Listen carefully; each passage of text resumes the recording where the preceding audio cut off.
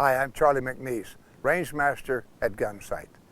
If you're having problems with your rounds going low left for you right-handers and low right for you left-handers, this tip that we give you may help you out a lot. It has to do with trigger control. Here at Gunsite with Trigger Control, we like to make sure that our students are applying the proper pressure on the trigger all the time. So when the hammer does fall, the sights are not disturbed and stay aligned while pointing at the target. When the weapon comes out and our finger goes on the trigger, we're applying pressure on the trigger till the hammer falls.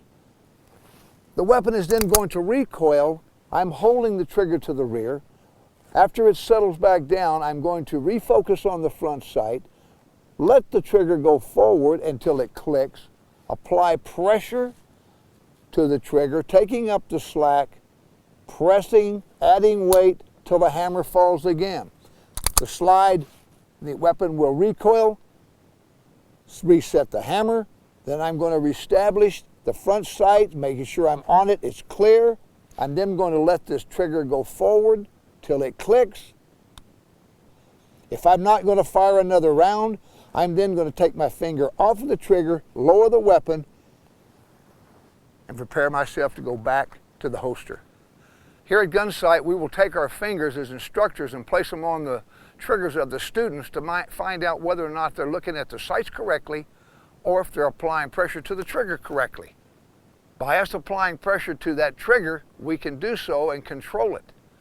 Every time we do this, and if the students are watching their sights correctly, they hit the bullseye. They're extremely amazed at the magic that occurs in the instructor's finger. All they need to do is apply the same pressure. At that time, then we let the student put their finger on top of our finger while it's on the trigger and apply pressure. We can then see that they're not getting that surprise break that they should be getting when that weapon fires. They're actually forcing that weapon to fire when they want it to fire, not when the gun is ready to fire and the hammer falls on its own. We call that a surprise break. If you're making the weapon go off when you want it to, you're not going to get the results that you want on your target. Whether it's with a pistol, a carbine, or a long rifle, it makes no difference. Trigger control and follow through will give you tight groups. And don't forget, firearm safety depends on you.